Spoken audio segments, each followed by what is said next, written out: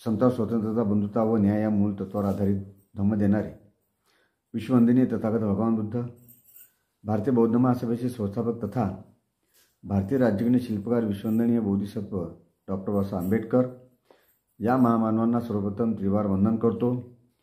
मी जगदीश हातेकर, भारतीय बौद्ध महासभा, तालुका अध्यक्ष, जळगाव जामोद। आपण सर्वांना नमो बुद्धाय, जय भीम।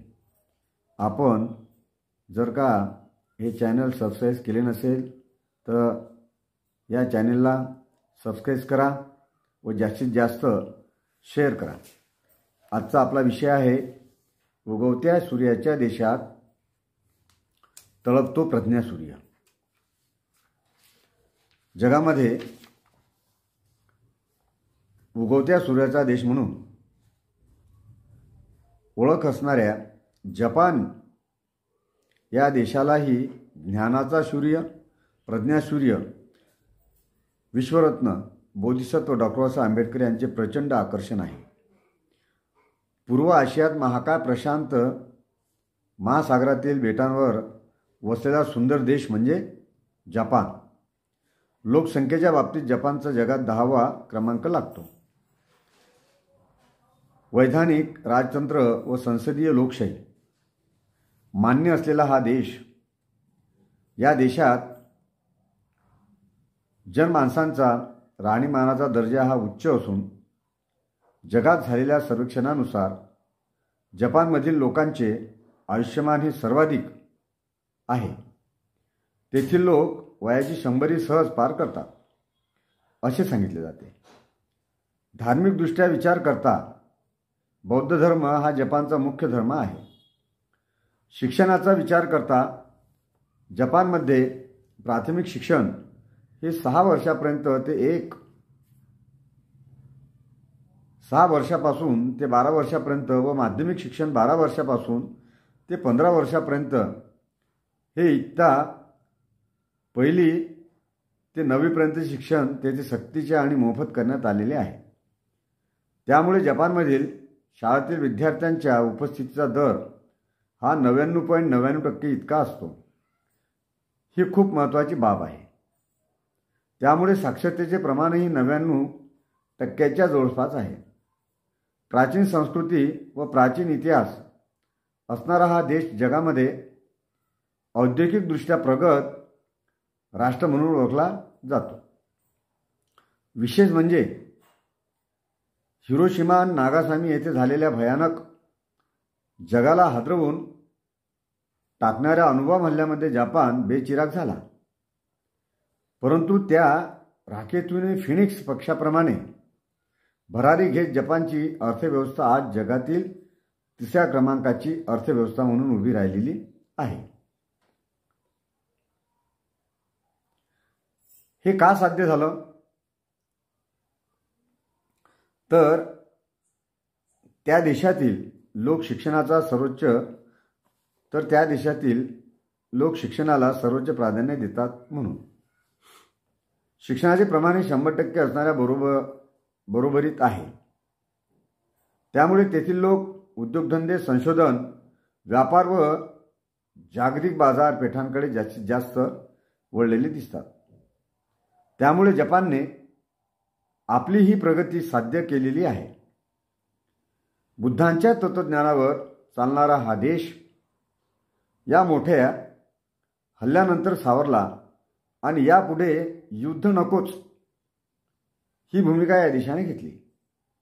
तसेच राजेशाही फक्त नावाला ठेवून या देशात संसदीय लोकशाही पद्धत अंमलात आली आहे। अशी सुज्ञ जनता ज्या देशामध्ये आहे त्या जपानला जगामध्ये ज्ञानाचे प्रतीक म्हणून ओळखल्या जाणाऱ्या विश्वरत्न बोधिसत्व डॉक्टर बाबासाहेब आंबेडकरांचे आकर्षण वाटल्याशिवाय कसे राहील?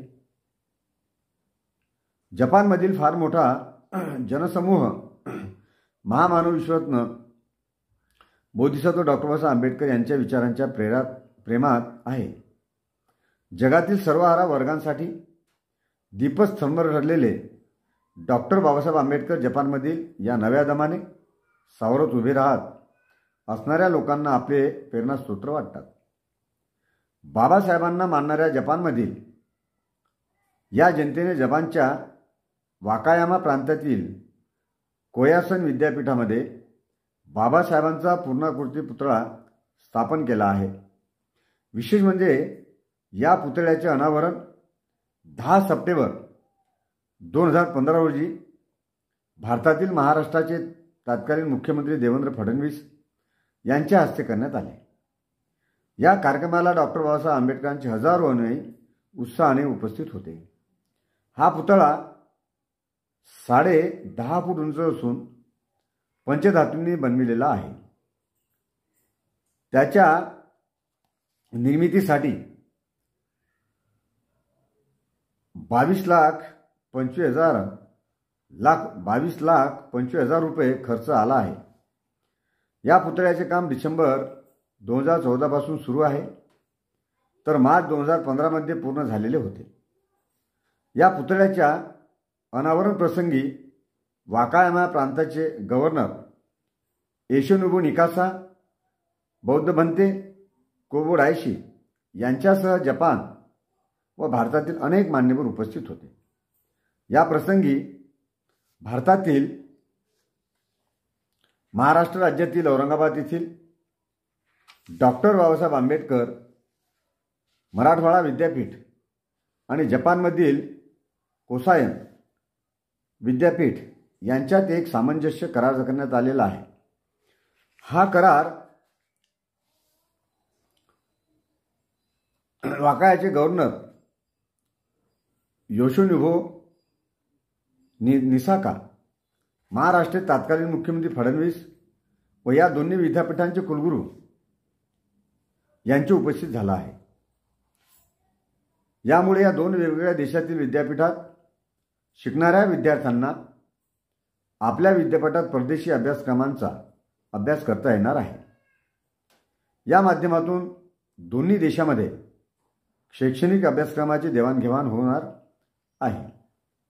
यातून एक गोष्ट आपल्याला लक्षात येते की जपानसारख्या आधुनिक प्रगत आर्थिकदृष्ट्या संपन्न असणाऱ्या व तंत्रज्ञानात प्रगत असणाऱ्या देशांमध्ये आज 21व्या शतकात ज्ञानाचे प्रतीक म्हणून, प्रेरणेचे प्रतीक म्हणून बोधिसत्व डॉक्टर बाबासाहेब आंबेडकर स्वीकारले जात आहेत।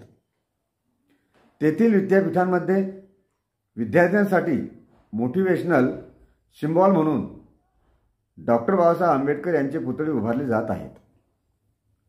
एवढेच नव्हे तर दोन देशात शैक्षणिक देवाणघेवाण होत आहे, हे खूप महत्त्वाचे आहे।